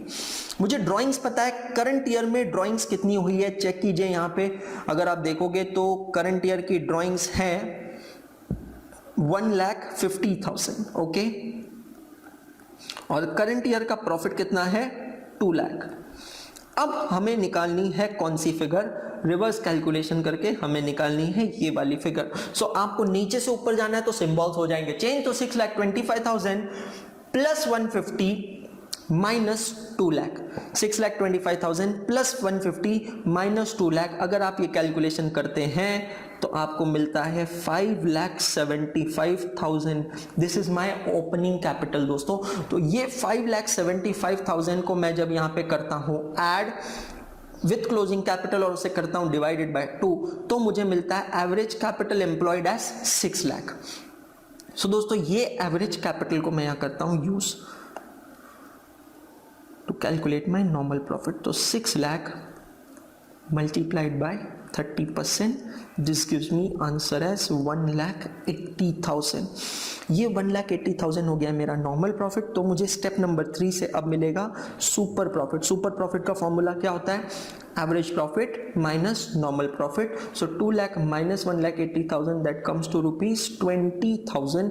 और फिर स्टेप नंबर 4 आता है valuation of goodwill. Goodwill is equal to super profit multiplied by number of years of purchases. आप यहाँ देखेंगे तो आपको क्या है 5 ईयर्स परचेजेस है। सो ₹20,000 is my super profit multiplied by 5 years of purchases. So this value of goodwill comes to ₹1 lakh. So दोस्तों ये क्वेश्चन आप देख रहे हो बहुत ही बढ़िया क्वेश्चन है, बहुत ही इजी क्वेश्चन है, इसको देखना समझना जरूरी है। स्पेशली ये जो एवरेज कैपिटल का पार्ट है, ये पार्ट कुछ ऐसा है जो आपके लिए बिल्कुल नया है, बट आपको इसे जरूर टैकल करना है। करेक्ट। सो नवंबर 2019 आरटीपी क्वेश्चन नंबर 14 भी दोस्तों ये वो क्वेश्चन है वैल्यूएशन ऑफ गुडविल का। J and K are partners in a firm. Their capitals are J ₹3 lakh, K ₹2 lakh. During the year ended 31st March 2009, the firm earned the profit of ₹1,50,000. Assuming the normal rate of return is 20%, calculate the value of goodwill of the firm by number 1 capitalization method and number 2 by super profit method. So दो अलग अलग method से हमें करना है goodwill का valuation. इसमें से दोस्तों सबसे आसान है capitalisation method, sorry super profit method. तो सबसे पहले मैं देखता हूं super profit method. Super profit method जो हम ऑलरेडी देख चुके हैं, हमारे लिए आसान है। सुपर प्रॉफिट मेथड में टोटल होती है देयर आर 4 स्टेप्स। करेक्ट। तो सबसे पहले देखते हैं step number 1। Step number 1 is calculate average profit, average profit और द एक्चुअल प्रॉफिट। सो वो ये आप देखेंगे तो क्वेश्चन में आपको दिया है the firm and the profit of ₹1,50,000। Step number 2 is what you need to calculate is the normal profit or expected profit. So normal profit is equal to capital employed into normal rate of return plus अगर और कुछ opportunity cost दिए तो यहाँ पे J का capital है 3 लाख और K का है 2 लाख, तो टोटल कैपिटल है 5 लाख रुपीस और 5 लाख रुपीस पे आप एक्सपेक्ट कर रहे हैं 20% रिटर्न, मतलब आपका एक्सपेक्टेड प्रॉफिट है 1 लाख। सो एक्चुअल प्रॉफिट है 1,50,000, एक्सपेक्टेड प्रॉफिट है 1 lakh. That means what is your amount of super profit? So super profit is ₹50,000। Now you have to find the value of goodwill. So आपको ये super profit को multiply करना होता है number of years of purchases. Therefore goodwill is equal to 50,000 multiplied by 2 years, that gives you value ₹1 lakh. So goodwill की value दोस्तों आती है सुपर प्रॉफिट मेथड में ₹1 लाख। करेक्ट। अब हमें इसी क्वेश्चन को सॉल्व करना है अंडर कैपिटलाइजेशन मेथड। क्या कहता है कैपिटलाइजेशन मेथड, ये समझना है बहुत जरूरी और है वैसे बहुत ही इजी ये मेथड। कैपिटलाइजेशन मेथड में value of goodwill is equal to market value of business minus book value of business. इसका मतलब क्या है दोस्तों? इसका मतलब है कि मेरे बिजनेस की जो बुक वैल्यू है मतलब assets minus liabilities, assets minus liabilities, और इन शॉर्ट मतलब कैपिटल। तो आज अगर आप देखोगे तो मेरे बिजनेस की यहां पे इस फर्म की बुक वैल्यू है 3 lakh plus 2 lakh, 5 lakh rupees is my total capital. So anyone will pay me maximum rupees 5 lakh for my business. Okay, but if anyone pays me over and above 5 lakh rupees for my firm, then that additional amount that person which is paying to me is on account of goodwill. और ये market value of business कैसे निकाला जाएगा? By capitalizing your actual profits with NRR. So what is your actual profit given over here? 1,50,000 and your normal rate of return is 20%. सो जब हम हमारे actual profits को capitalise करते हैं नॉर्मल रेट ऑफ रिटर्न से, तो जाके दोस्तों हमें पता चलता है कि what is our market value of business. और ये कैलकुलेशंस अगर आप करते हैं तो आपको यहां पता चलेगा कि मार्केट वैल्यू ऑफ बिजनेस है 7,50,000, जबकि बुक वैल्यू ऑफ बिजनेस है मतलब capital invested in business is ₹5 lakh. इसका मतलब दोस्तों ये जो 2,50,000 इंक्रीमेंटल एक्स्ट्रा अमाउंट आ रहा है, that is on account of goodwill. So capitalisation method, average profit method, super profit method, दोस्तों आप यहां देख रहे हैं गुडविल पे हर तरीके के क्वेश्चन आए। एन्युटी मेथड पे अभी तक कोई क्वेश्चन नहीं आया, लेकिन आप जिस भी नोट से पढ़ रहे हैं, जहां से भी पढ़ रहे हैं, आपको ये एन्युटी मेथड को वहां से करना है रिवाइज। तो मैं यहां क्या कर रहा हूं, ये पूरे चार्ट में जो जो चीज हम कवर नहीं कर रहे हैं या जो जो चीजें, वो सारे कंसेप्ट जो आपको अलग से पढ़ना है आपके मटेरियल से, उसको मैं ग्रीन कलर से यहां कर रहा हूं highlight. Correct? So like I am highlighting this annuity method right now. Next thing what I am highlighting is the memorandum revaluation account. Memorandum revaluation account is a separate account prepared when on admission, retirement or death the partners agreed to revalue the assets and liabilities. Still they do not wish to change the book values of their assets and liabilities. मतलब वो चाहते हैं कि उनकी balance sheet में assets और liabilities उसी value पे अपेयर हो जिस वैल्यू पे पहले अपेयर हो रही थी। तो उस केस में वो बनाते हैं मेमोरेंडम रिवैल्यूएशन अकाउंट। इस कंसेप्ट को आपको करना है यहाँ कवर। इसके अलावा जितनी भी चीजें हैं वो सारी चीजें अभी हम यहां देखने की कर रहे हैं पूरी कोशिश। तो हम आते हैं यहां पे मई 2019 आरटीपी के क्वेश्चन नंबर 14 में। दोस्तों हम यहाँ नवंबर 2019 के आरटीपी का क्वेश्चन जो है detail question which is on death of a partner, वो हम सॉल्व नहीं करने वाले हैं क्योंकि वो क्वेश्चन है बहुत ही आसान, बहुत ही easy. On the contrary what I am planning is May 2019 का क्वेश्चन जो कि है बहुत अच्छा क्वेश्चन, उसको हम सॉल्व करेंगे। और उस क्वेश्चन को सॉल्व करने के बाद मैं आपके साथ यहाँ if time permits to you and me, मैं यहाँ कवर करना चाहूंगा the concept of joint life policy. Correct? So देखते हैं दोस्तों कितना समय हमें परमिट करता है, कैसे करते हैं। आगे बढ़ते हैं, बहुत बड़ा क्वेश्चन है, थोड़ा समय लगेगा, फॉर्मेट्स में आपके लिए बना के लाया हूं। Let's visit the question of May 2019, admission of a new partner, question number 14। देखते हैं, A and B are partners in a firm sharing profits and losses in the ratio of 3:2. The balance sheet of A and B as on 1/1/2018 was as follows. So आपको balance sheet दी गई है, इस balance sheet में goodwill appear नहीं हो रहा है। This is something जो देखना जरूरी होता है ताकि पता चले कि गुडविल बैलेंस शीट में ऑलरेडी दिख रही है या नहीं दिख रही है। आपसे कहा है that C was admitted to the firm on the about date on the following terms. He is admitted for 1/6 share in future profits to introduce a capital of ₹25,000. My dear friends, C is admitted for 1/6 share and the amount which he is bringing is ₹25,000. The new PSR between A, B and C will be 3:2:1. Well, really speaking, old ratio क्या है ये देखना जरूरी है और वो आपको question में ऊपर ही दिया है 3:2। और न्यू रेशियो अगर आप यहाँ देखेंगे A, B, C का, सो वो है 3:2:1 का। दोस्तों एक चीज हमें हमेशा यहाँ वर्किंग नोट में बनाना पड़ता है, that is calculation of new ratio and gaining ratio. उसके बारे में कुछ स्पेशल पॉइंट मैं आपसे इस क्वेश्चन में कहूंगा, ध्यान दीजिएगा। एक ही क्वेश्चन सॉल्व करेंगे बट अच्छे से सॉल्व करेंगे। C is unable to bring in cash for his share of goodwill. ये एडजस्टमेंट बहुत इंपॉर्टेंट है। Therefore, partners decide to raise goodwill account in the books of the firm.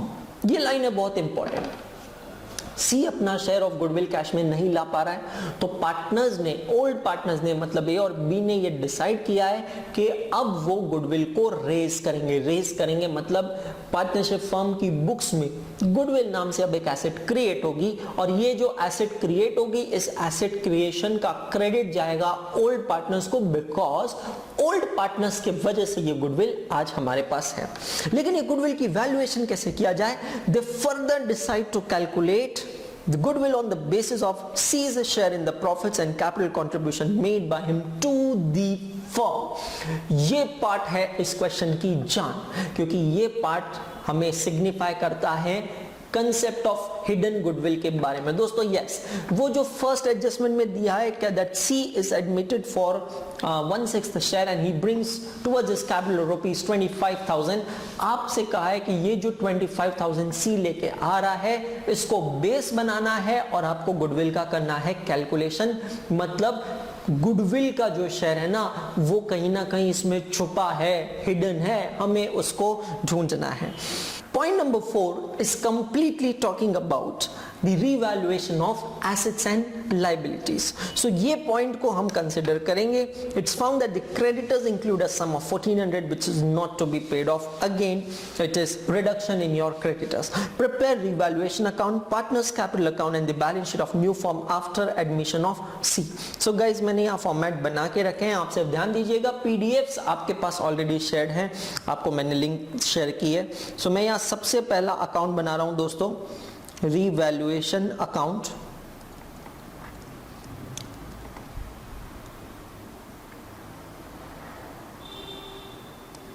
particulars amount, particulars amount, I am preparing partners capital account।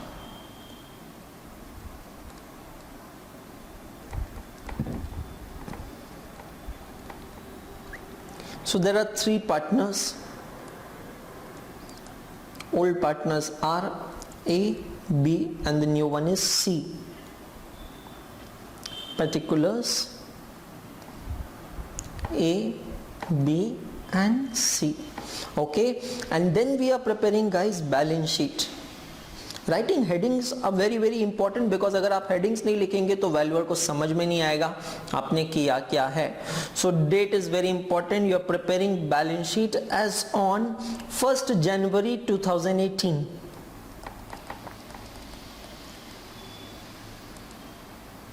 and then I write heading liabilities and amount and assets and amount। So दोस्तों मैं यहाँ पे क्या करता हूँ, सबसे पहले start करता हूँ वर्किंग नोट नंबर 1 से। ये चीज हमेशा ध्यान रखना, working note forms part of your answer, और आपको पार्टनरशिप के क्वेश्चन में वर्किंग नोट नंबर 1 हमेशा बनाना ही है। And this is with regards to calculation of. Now is the case of admission of a partners, तो old partners को क्या करना होगा दोस्तों, sacrifice। So this working note is on calculation of sacrificing ratio। अब यहाँ पे समझने वाली बात ये है कि my dear friends, A, B, C एक और बी का ओल्ड रेशियो है 3:2, मतलब 3/5 2/5, और न्यू रेशियो है 3:2:1, मतलब 3/6 2/6 एंड 1/6। प्लीज अंडरस्टैंड, मैं आपसे जो कहने जा रहा हूं ध्यान से सुनिएगा। कैलकुलेट करके आप देख सकते हैं आंसर से सेम आएगा बिल्कुल। आप यहां देखेंगे अगर ए और बी का ओल्ड रेशियो था 3:2, और अगर आप ए और बी का न्यू रेशियो भी देखते हैं 3:2, तो एक जनरल प्रिंसिपल याद रखिएगा कि if old ratio and new ratio is same then gaining और sacrifice ratio also remains same. हाँ माय डियर फ्रेंड्स, यहां पे क्योंकि ए और बी का ओल्ड रेशियो और न्यू रेशियो 3:2 है, तो उनका सैक्रिफाइस रेशियो भी 3:2 ही होगा। करेक्ट। सो मैं यहां पे लिखता हूं ये चीज, सैक्रिफाइस रेशियो 3:2।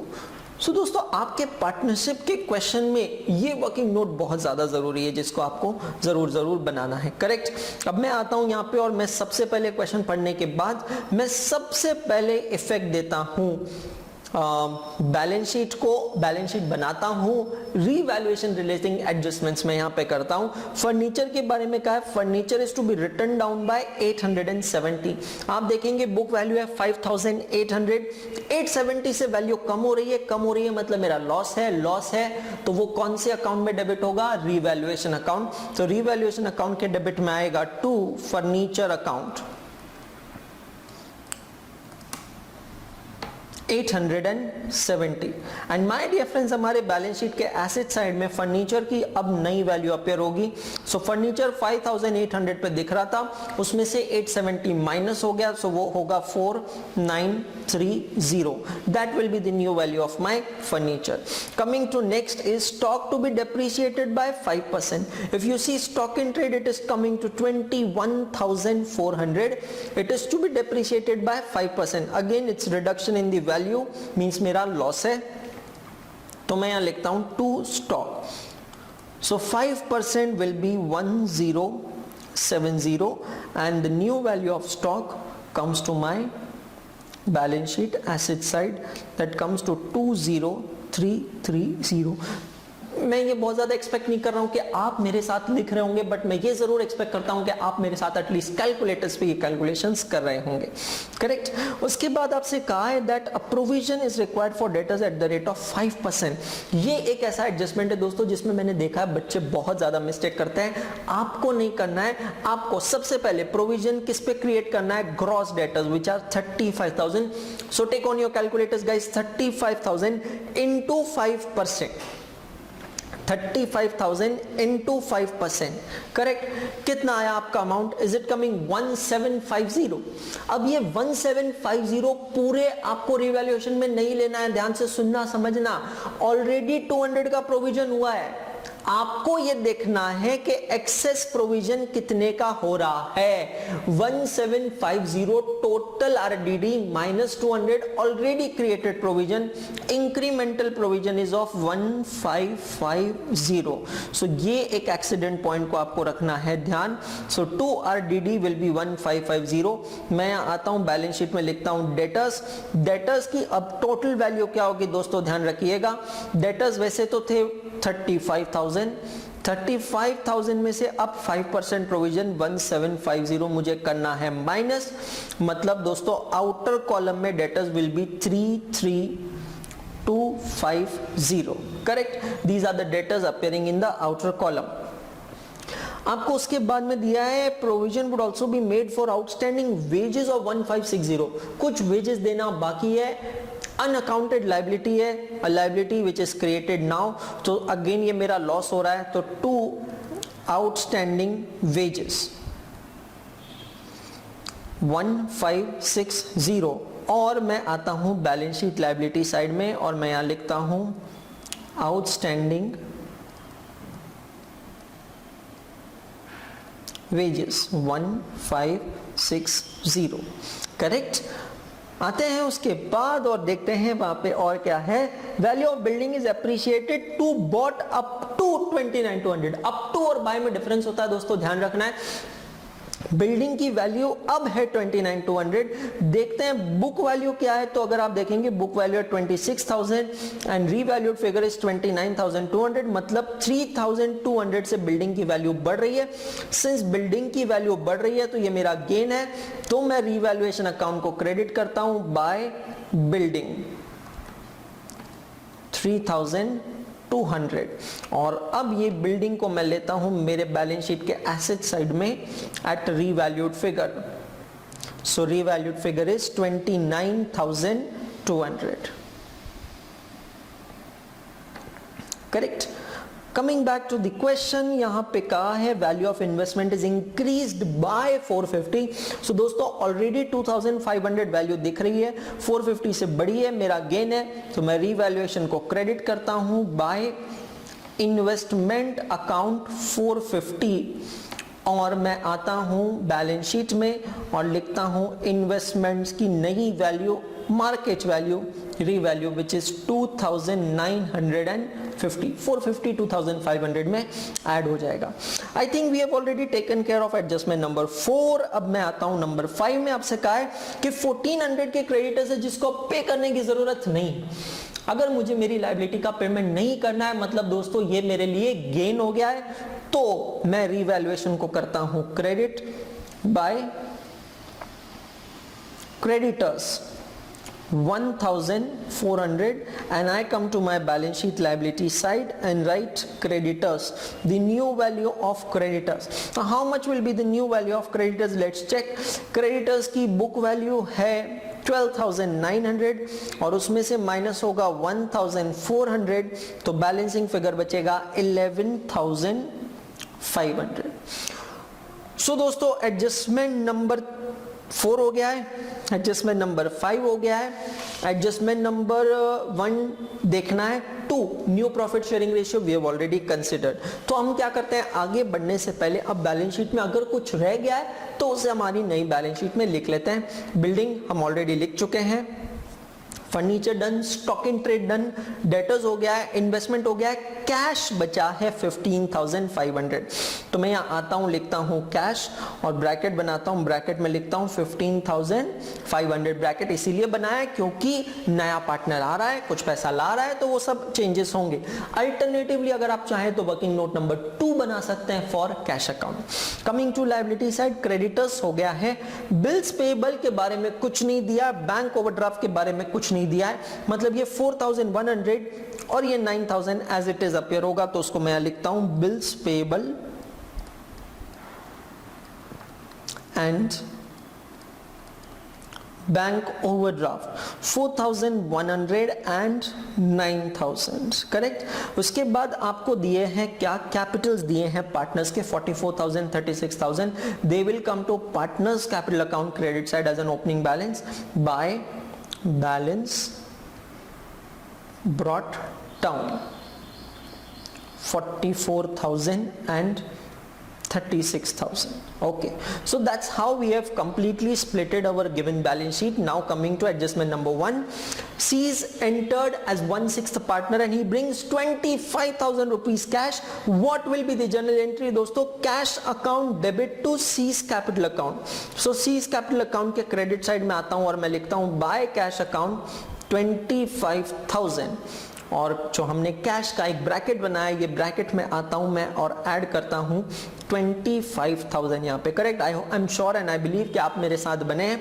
एडजस्टमेंट 1 हो गया है दोस्तों, 2 हो गया है, 3 बाकी है, 4 हो गया, 5 हो गया है। मतलब अब ये पूरा क्वेश्चन एक पॉइंट पे आके अटका, that is valuation and treatment of goodwill. देखेंगे उसको, उससे पहले मैं करता हूं रिवैल्यूएशन अकाउंट क्लोज, ताकि मुझे पता चले कि what is the situation in revaluation account. दोस्तों अगर आप यहां रिवैल्यूएशन अकाउंट की टोटल लेते हैं कैलकुलेटर पे, तो आपको पता चलेगा वो इक्वेट हो रहा है, दोनों साइड की टोटल है 5050। इसका मतलब है कोई रिवैल्यूएशन गेन या लॉस यहां पे नहीं है, करेक्ट। हम आते हैं हमारे वर्किंग नोट्स में दोस्तों, और वर्किंग नोट्स में आके मैं यहां बनाता हूं working note number 2, that is valuation and treatment of goodwill. आपसे कहा है कि सी के कैपिटल को बेस बना के आपको गुडविल का वैल्यूएशन करना है और उसका शेयर कैलकुलेट करना है। दोस्तों उसको कहा जाता है हिडन गुडविल। हिडन गुडविल मतलब क्या होता है कि जहां पार्टनर के कैपिटल कंट्रीब्यूशन के ही फिगर में गुडविल का अमाउंट छुपा होता है, तो हमें उसको फाइंड आउट करना होता है। उसको फाइंड आउट करने के सिंपल 2 स्टेप से ध्यान दीजिएगा। Step number 1, calculate expected capital. How do you calculate expected capital? तो आपको नया जो पार्टनर आ रहा है उसके कैपिटल कंट्रीब्यूशन को बेस बना के एक्सपेक्टेड कैपिटल कैलकुलेट करना है। सो आपसे यहां कहा गया है कि सी आ रहा है फॉर 1/6 शेयर और वो 25,000 रुपीज लेके आ रहा है। मतलब अगर 1/6 शेयर के लिए 25,000 कैपिटल ला रहा है तो टोटल शेयर के लिए कैपिटल कितना होगा? तो दोस्तों वो आंसर है बहुत simple, 25,000 into 6 is the total expected capital will be 1,50,000। आप समझ में आ रहा है आपको? प्लीज अंडरस्टैंड, अगर 1/6 शेयर के लिए मतलब 16.67% शेयर के लिए वो 25,000 ला रहा है, तो अगर किसी को 100% शेयर चाहिए तो वो कितना कैपिटल लाएगा? तो इसका आंसर है 1,50,000। स्टेप नंबर 2, हम यहाँ पे कैलकुलेट करेंगे गुडविल। तो goodwill is equal to what? Goodwill is equal to ये जो एक्सपेक्टेड कैपिटल अभी हमने कैलकुलेट किया है वो, उसमें से हमें सब्सट्रैक्ट करना है, माइनस करना है capital balances of old partners. जो भी हमारे ओल्ड पार्टनर्स है ना, ए और बी, उनका कैपिटल बैलेंस हमें करना है माइनस, और माइनस करना है हमें कंट्रीब्यूशन ऑफ न्यू पार्टनर। नया पार्टनर जो भी कंट्रीब्यूशन लाया उसको करना है माइनस, तो हमें मिलेगी वैल्यू ऑफ गुडविल। दोस्तों यहाँ 1,50,000 हमने निकाला स्टेप 1 में एक्सपेक्टेड कैपिटल। एग्जिस्टिंग कैपिटल कितना है ए और बी का? तो 44,000 और 36,000 दोनों का टोटल अगर आप लेंगे तो वो आएगा 80,000, और इसमें से हमें माइनस करना है contribution of the new partner C जो कि है 25,000। सो 80,000 और 25,000 मतलब 1,05,000 माइनस करना है 1,50,000 में से। Therefore friends, value of goodwill will be equal to 45,000। Please understand ये 45,000 क्या है? वैसे इस क्वेश्चन के लिए रेलेवेंट नहीं है, but this is the firms value of goodwill, ना कि अकेले सी का शेयर ऑफ गुडविल है। ये फर्म का वैल्यू ऑफ गुडविल है जिसको अब हमें रेस करना है, क्योंकि सी अब और कैश नहीं ला सकता। तो कोई बात नहीं, रेस करना है मतलब हमारे बुक्स में एक नई एसेट क्रिएट होगी, उस एसेट का नाम है goodwill account. So goodwill account debit 45,000 to, अब ये गुडविल किसके वजह से क्रिएट हुई है? ओल्ड पार्टनर्स ए और बी के वजह से क्रिएट हुई है, तो इसका क्रेडिट इन दोनों को दिया जाएगा। Goodwill is raised in which ratio? Old ratio. तो ओल्ड रेशियो में इन दोनों को क्रेडिट दिया जाएगा, और वो रेशियो है 3:2। वेल रियली स्पीकिंग यहाँ ओल्ड रेशियो भी 3:2 है, न्यू भी 3:2 है, और ये सैक्रिफाइसिंग रेशियो भी 3:2 है। सो कॉन्सिक्वेंटली ये जो अमाउंट यहाँ पे आता है 45,000 को आपको डिस्ट्रीब्यूट करना है। So that comes to 27,000 and 18,000। सो हम आते हैं दोस्तों यहाँ पे पार्टनर्स कैपिटल अकाउंट के क्रेडिट में, और मैं यहाँ लिखता हूं बाय गुडविल 27,000 एंड 18,000। इतना ही नहीं, हमारे बैलेंस शीट में भी एक नई एसेट क्रिएट होगी, और एसेट का नाम है गुडविल। तो उसको मैं यहाँ लिखता हूँ 27 और 8 45,000 पे। कैश अकाउंट का ब्रैकेट में मैं करता हूँ क्लोज, और कैश अकाउंट की टोटल लेता हूँ आउटर कॉलम में, जो कि आ रही है 40,500। दोस्तों अब हमें कैश अकाउंट कैपिटल अकाउंट करना है क्लोज। कैपिटल के डेबिट्स में कुछ नहीं है, so we have to simply take total on credit side. A का आता है 71,000, बी का आ रहा है 54,000, और सी का आ रहा है 25,000। Correct? I write down same totals on the debit side, 71,000, 54,000 and 25,000। और दोस्तों यही है हमारा closing capital to balance carry down 71,000, 54,000 and 25,000। और ये बैलेंसेस दोस्तों जाएंगे हमारे नई बैलेंस शीट में, जहां पे मैं लायबिलिटी साइड में लिखता हूं पार्टनर्स कैपिटल अकाउंट।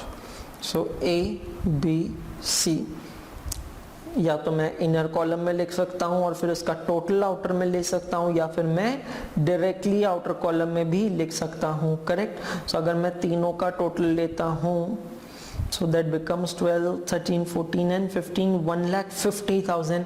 और अब दोस्तों अगर मैं लेता हूं बैलेंस शीट की टोटल, आप भी ले सकते हैं 1,76,160 पे ये बैलेंस शीट होती है tally.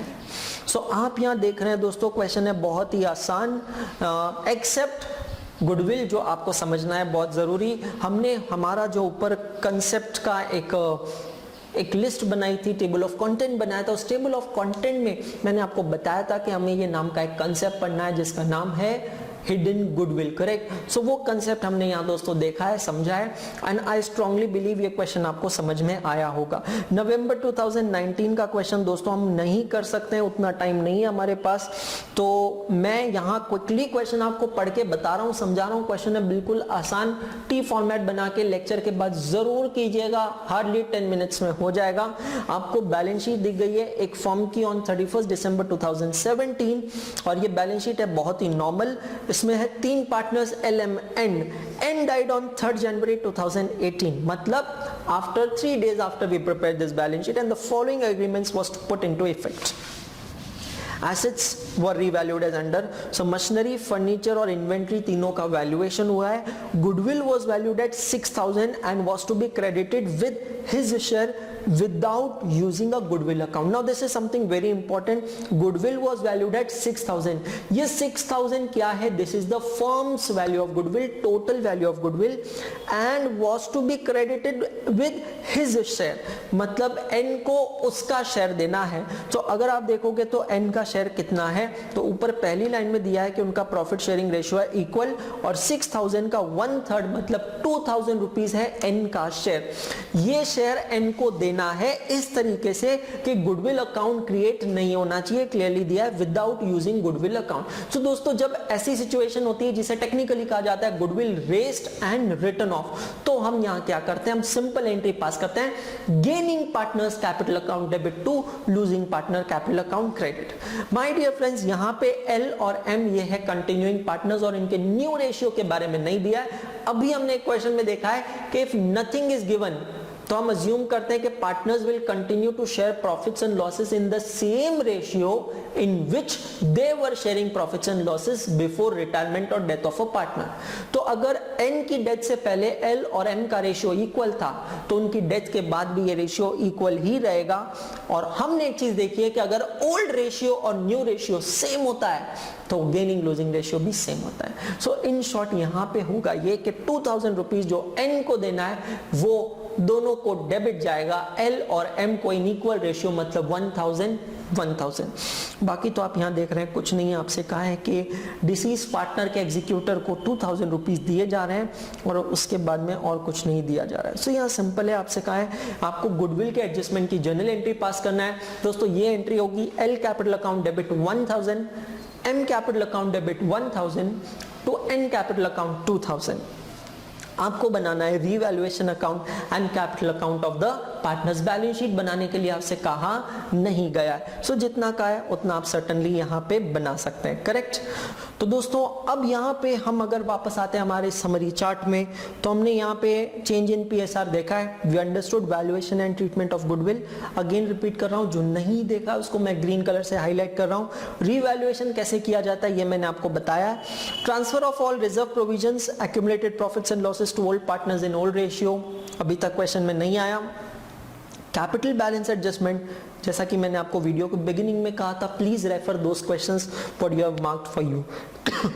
Coming to the retirement and death of a partner, हम यहाँ अभी समझने वाले हैं. मैंने आपसे पहले कहा था वीडियो थोड़ा लंबा होगा, कुछ चैप्टर्स होते हैं यार बड़े.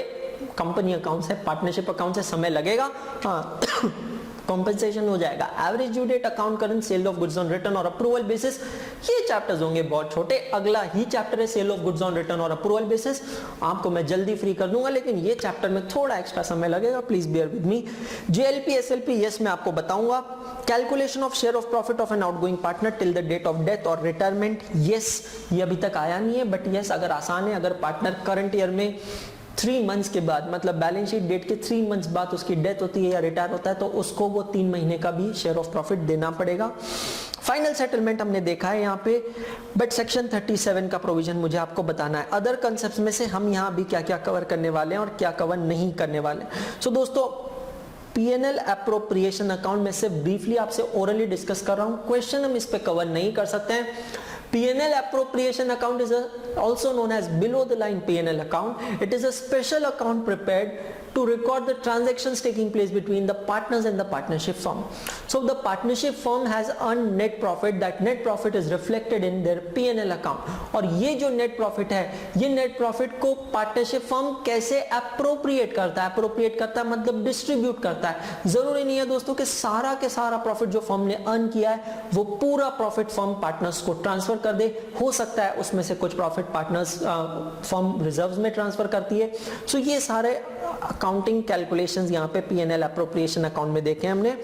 कंसेप्ट ऑफ मिनिमम गारंटीड, ये हम अभी आज यहाँ वीडियो में कवर नहीं कर पाएंगे क्योंकि समय हमें अलाउ नहीं कर रहा है. लेकिन मैं आपको ये कहना चाहूंगा कि जो मैंने आपको बताया समरी पास्ट एग्जाम क्वेश्चंस में से और आरटीपी में एक क्वेश्चन इस पे दिया है, concept of minimum guaranteed profit. दो students who have studied through my notes और थ्रू माय वीडियो लेक्चर्स, मैं आपको कहना चाहूंगा, याद कीजिएगा हमने क्वेश्चन किया टॉम डिक एंड हैरी वाला, that is the concept of minimum guaranteed profit, उसे रिवाइज करना ना भूलिए, it will take hardly 5 minutes.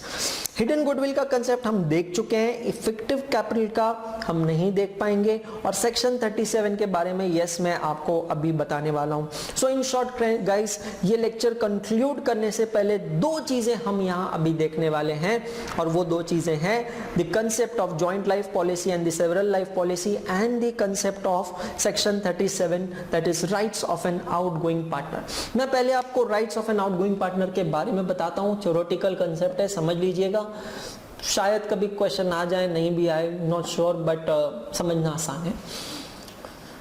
Let's take an example जहां पे फाइनेंशियल ईयर है 1 अप्रैल 2018 टू 31 मार्च 2019।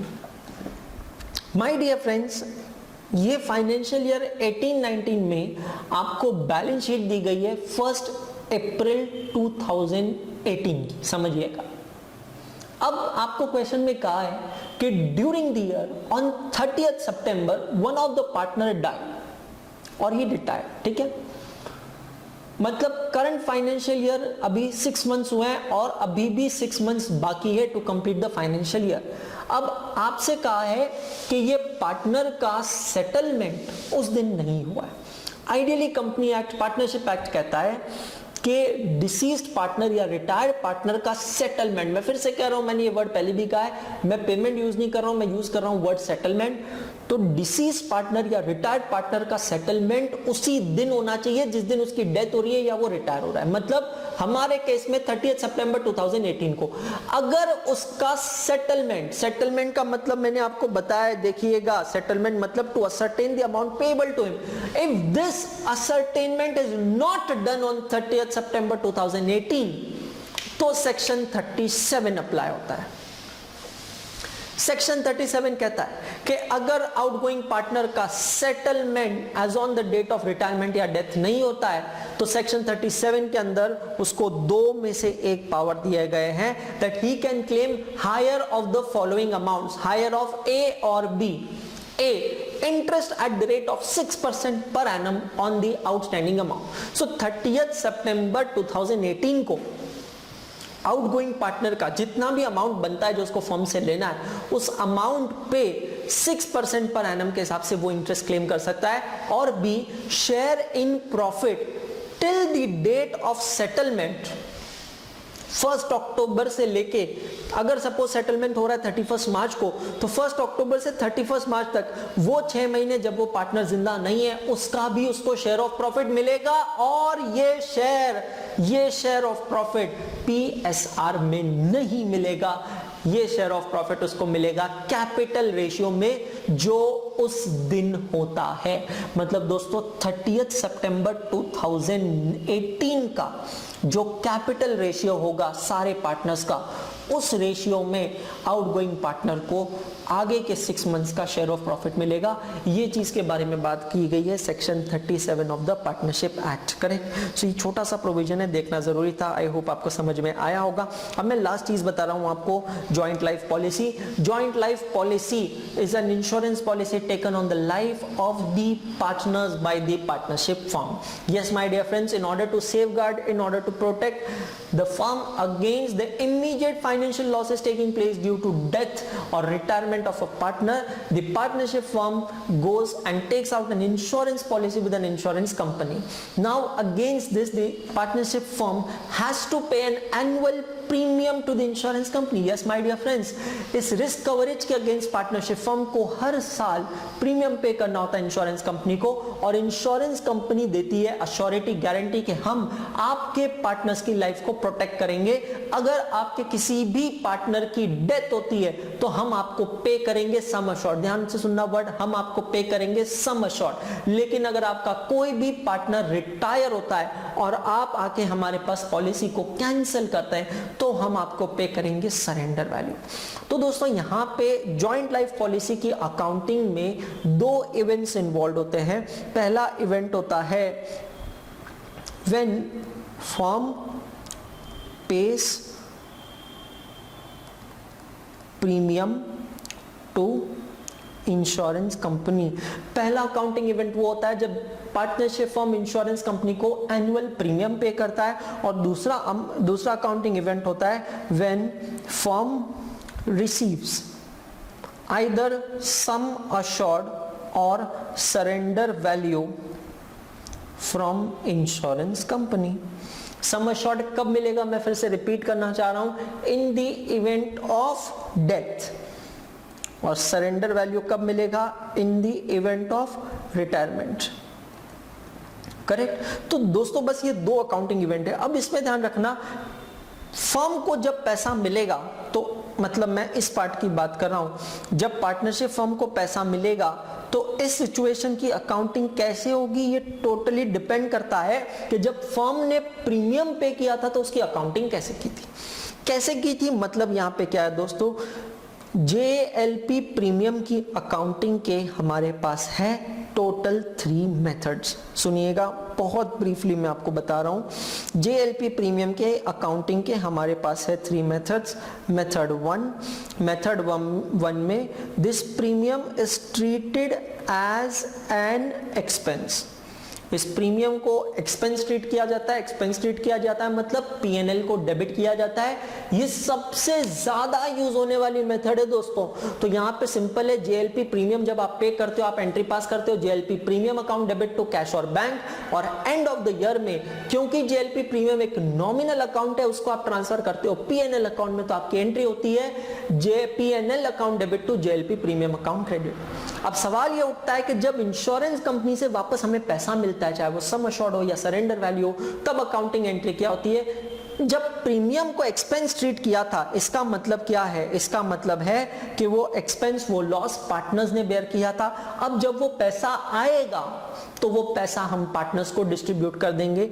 मतलब जब भी पैसा आएगा हम सिंपल एंट्री पास करेंगे, कैश और bank account debit to all the partners capital account in their profit sharing ratios. दूसरी जो मेथड है वो है method number 2, where JLP premium is treated as an asset at surrender value. Sir कैसे पता चलेगा कि कौन सी मेथड यूज हुई है? दोस्तों अगर क्वेश्चन में डायरेक्टली दिया है कि JLP premium is treated as an expense, मतलब वो M1 का क्वेश्चन है। अगर आपके क्वेश्चन के बैलेंस शीट में जॉइंट लाइफ पॉलिसी दिख रही है, सिर्फ बैलेंस शीट एसेट में जॉइंट लाइफ पॉलिसी दिख रही है, मतलब दोस्तों वो मेथड नंबर 2 का क्वेश्चन है। तो मेथड नंबर 2 में आप क्या कर रहे हैं, आप JLP की जो प्रीमियम पे कर रहे हैं उस प्रीमियम को एसेट ट्रीट कर रहे हैं, मतलब it is appearing on balance sheet asset side, लेकिन वो एसेट आप दिखाओगे सिर्फ सरेंडर वैल्यू पे। तो अब अगर आपको पैसा मिलता है सरेंडर वैल्यू, तो आप एंट्री पास करोगे कैश और bank account debit to JLP asset account credit. वो जो एसेट क्रिएट की थी उस एसेट को हम नलीफाई करेंगे। सवाल ये उठता है कि सर अगर हमें सम अश्योर्ड मिला, सरेंडर वैल्यू नहीं सम अश्योर्ड मिला, तो पैसा तो ज्यादा मिलेगा और उतनी तो एसेट दिख नहीं रही है, तो हम अकाउंटिंग क्या करेंगे?